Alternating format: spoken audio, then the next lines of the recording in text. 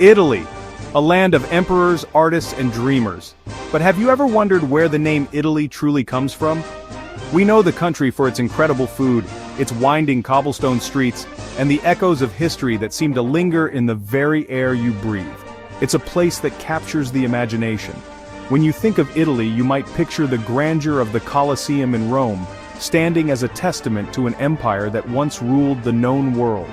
Or perhaps you imagine the quiet reverence of Vatican City, the heart of the Catholic faith, drawing millions of pilgrims and tourists alike into its hallowed halls. It is a nation that feels both ancient and vibrantly alive all at once. The influence of Italy stretches far beyond its geographical borders, touching nearly every corner of the globe. Its cultural contributions are immense and undeniable. Think of the art that defined the Renaissance, with masters like Leonardo da Vinci and Michelangelo setting a standard for beauty and human expression that we still strive for today. Consider the music, from the soaring notes of opera that fill grand theaters to the passionate folk songs passed down through generations. And of course there is the food. Italian cuisine is more than just sustenance, it is a celebration of life, family, and tradition, a language of flavor understood and loved by people everywhere. This modern nation, so rich in culture and history, carries a name that is just as layered and fascinating as its past. The word Italy feels so natural, so intrinsically linked to the boot-shaped peninsula, that we rarely stop to question its origins. Yet, like a complex recipe with ingredients sourced from different lands and times, the name Italia is the result of a long and winding journey. It is a story that involves ancient tribes, legendary kings, powerful empires, and the very idea of a shared identity. To understand Italy, we must first understand the story of its name, a name that traveled from a small region in the south to define an entire nation. Before there was a unified country, before there was an empire, and even before Rome was a dominant power, there was just a name. It was a name whispered among ancient peoples in the sun-drenched landscapes of the south. This journey into the past will take us back thousands of years, exploring the theories and legends that swirl around the word Italia. We will see how a simple geographical term grew to represent a powerful political concept and eventually, the soul of a modern nation. It is a quest to uncover the very first seeds of Italian identity, planted long ago in the fertile soil of the Mediterranean. The story of the name Italia does not begin in Rome, as many might assume. Instead, our journey takes us far to the south, to the very tip of the Italian peninsula. The earliest recorded use of the word Italia referred to the region we now know as Calabria. It was a land inhabited by various ancient Italic tribes long before the Romans began their ascent to power. These peoples, such as the Enotrians and the Itali, lived in a world defined by their local customs, their unique languages, and their deep connection to the rugged, beautiful landscape. For them, Italia was not a country, it was their home, a specific and cherished corner of the world. Imagine this land in the 5th century BC, a place of rolling hills, dense forests, and a dramatic coastline meeting the turquoise waters of the Ionian Sea. Greek historians of the time, like Antiochus of Syracuse, were among the first to write down the name. They described Italia as the territory south of the Gulfs of Taranto and Lamezia, a region rich in resources and ripe for colonization. The Greeks, who had established powerful city-states along the southern coast in an area they called Magna Graecia, or Great Greece, were fascinated by the local inhabitants and their land. They observed, they traded, and they wrote, preserving the name for future generations to discover. The name was initially very limited in its scope. It applied only to this southern part of the Boot, a place of vibrant culture and frequent interaction between Italic tribes and Greek settlers. These early accounts paint a picture of a patchwork of communities, each with its own identity, yet collectively known to outsiders by this single unifying term. The people who lived there were the Itali, and their land was Italia. It was a simple designation, a geographical marker used by travelers and historians to make sense of a foreign territory. They had no idea that this small regional name would one day expand to encompass the entire peninsula. This early usage is crucial because it shows that the concept of Italia grew from the ground up rather than being imposed from the top down. It was an organic name born from the people and the land itself. It predates the political ambitions of Rome and speaks to an older, more localized sense of place. The story of Italy's name is therefore a story of expansion, of a small idea that grew and grew until it was large enough to hold the dreams of an entire nation. The first whisper of Italia in the ancient South was the beginning of a long and epic tale of identity and unification. So, where did the word Italia actually come from? The truth is, historians have several compelling theories, each offering a fascinating glimpse into the ancient world. One of the most widely accepted explanations traces the name back to the Oscan language, which was spoken by several Italic tribes. In Oscan, the word vitelliu meant land of young cattle or calf land. This makes a great deal of sense, as the southern regions of the peninsula were renowned for their fertile pastures and high-quality livestock. The bull was a powerful symbol for many southern tribes, representing strength and vitality, and it often appeared on their coins. This connection to cattle is more than just a quaint detail. It speaks to the very essence of the land and its people. For these ancient societies, wealth and prosperity were directly tied to agriculture and animal husbandry. A land rich in cattle was a blessed land, a place of abundance. The name Italia, in this context, would have been a proud declaration of the region's natural wealth. It's a beautiful thought that a nation known for its high art and sophisticated culture could be named after something so fundamental, so earthy as its calves. It grounds the grand idea of Italy in the soil and the creatures that roamed it. Another popular theory connects the name to a legendary king. According to Greek historians like Aristotle and Thucydides, there was a powerful Enotrian king named Italus, or Italos in Greek. As the story goes, Italus was a wise and beloved ruler who transformed his people from a nomadic tribe into a settled agricultural society. In his honor, the people began calling themselves the Itali and their land, Italia. This narrative transforms the origin of the name from a simple description of the land into a tribute to a great leader, a founding father figure for the Italian people. It adds a layer of myth and heroism to the story. Whether the name came from the Oscan word for calves or from a legendary king, both theories point to the same southern origins. It is even possible that the two stories are intertwined. Perhaps King Italus took his name from the word for bull, or maybe the Greeks, hearing the Oscan term vitelliu, created the myth of King Italus to explain it. What matters most is that both versions highlight the deep roots of the name in the pre-Roman cultures of the South. They remind us that the story of Italy is not just the story of Rome, but a much richer and more complex tapestry woven from many different threads. The name Italia, once confined to the southern tip of the peninsula, did not stay there for long. Its journey northward was a slow but steady process, mirroring the shifting political and cultural landscapes of ancient Italy. As the power and influence of various tribes grew, so did the territory associated with the name. By the 3rd century BC, during the era of the Pyrrhic War, the term Italia had expanded to cover almost the entire southern half of the peninsula, extending up to the rivers Arno and Rubicon in the north. This was a significant expansion, driven by alliances, conflicts, and the growing sense of a shared Italic identity against foreign powers like the Greeks and Carthaginians. This geographical expansion was not just a matter of redrawing lines on a map, it was about a changing consciousness. The different peoples of the peninsula, the Samnites, the Etruscans, the Umbrians, and others, were beginning to see themselves as part of a larger collective, distinct from the world outside. The name Italia became a convenient shorthand for this emerging Italic world. It was a term used by the Greeks, and later the Romans, to refer to the collection of peoples and territories that they were increasingly interacting with, whether through trade, diplomacy, or warfare.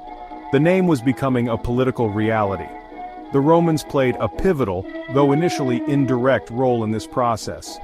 As Rome began its methodical conquest and consolidation of the peninsula, it brought disparate regions under a single administrative and military system. While the Romans still saw a clear distinction between Roman citizens and the other Italic peoples, their expansion inadvertently helped to solidify the geographical concept of Italia. The network of roads they built, like the famous Appian Way, connected distant regions, fostering communication and a sense of a shared territory. The name Italia was no longer just a southern concept, it was beginning to define the entire landmass south of the Alps. By the end of the Social War in 88 BC, a major turning point was reached. This conflict saw Rome's Italic allies rebel to demand the rights of full Roman citizenship. Although Rome was victorious militarily, it ultimately granted the allies' demands. This act politically unified the entire peninsula under Roman law. As a result, the name Italia was officially extended to encompass all the territory up to the Alps. The journey was complete. A name that had once described a small patch of land in Calabria now represented the entire boot, a single geographical and political entity, ready to become the heartland of a vast and powerful empire. With the entire peninsula politically unified under its control, the Roman Republic, and later the Empire, cemented the name Italia as the central and undeniable identity of the homeland. Italia was no longer just a collection of allied or conquered territories. It became the heart of the Roman world, the privileged core from which the empire was governed. The Emperor Augustus, in his reorganization of the state, formally divided the peninsula into 11 regions, all under the collective banner of Italia. This administrative act solidified the name's official status and ensured its use throughout the imperial bureaucracy, from tax collectors to legionary recruiters.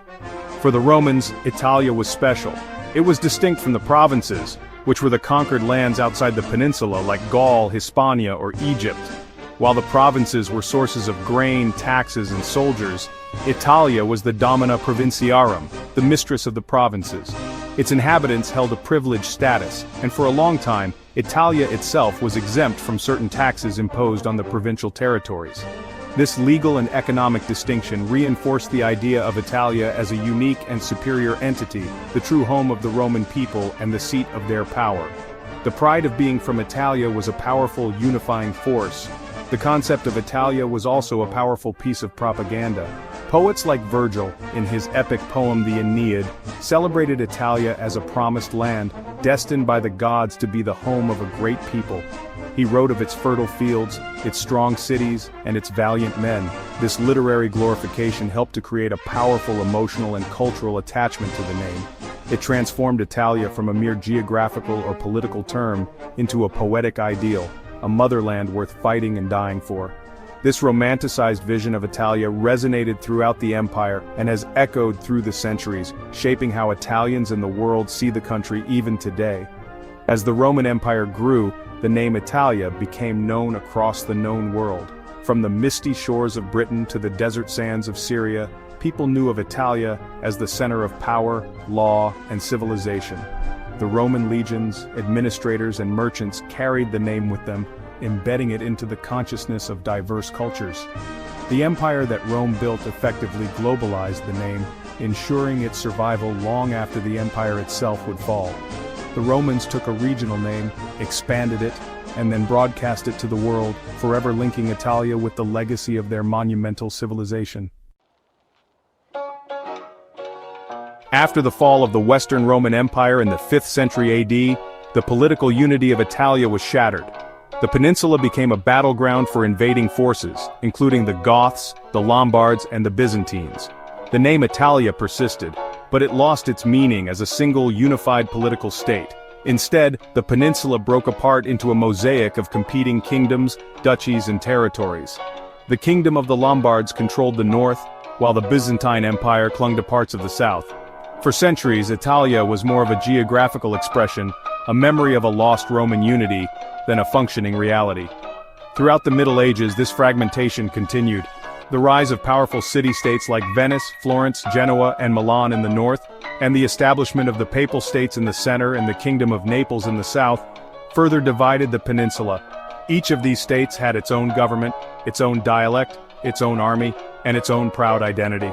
A person from Venice was a Venetian first, and an Italian second, if at all.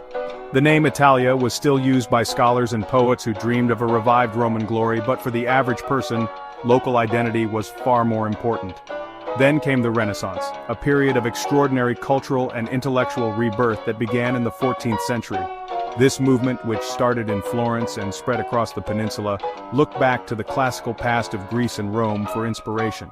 Artists, writers, and thinkers like Petrarch, Dante, and later Machiavelli began to speak and write passionately about a shared Italian heritage. Dante Alighieri, in his Divine Comedy, chose to write in the Tuscan dialect rather than Latin, laying the foundation for a common Italian language. He lamented the political division of the peninsula, dreaming of a unified Italia. This cultural awakening gave the name Italy a new and powerful meaning. It was no longer just a memory of a Roman province. It became associated with this incredible explosion of art, science, and humanism. The genius of Leonardo da Vinci, the sculptures of Michelangelo, and the political theories of Machiavelli were all seen as products of a unique Italian spirit. The Renaissance effectively rebranded Italy, linking the name not to a political state, but to a cultural superpower.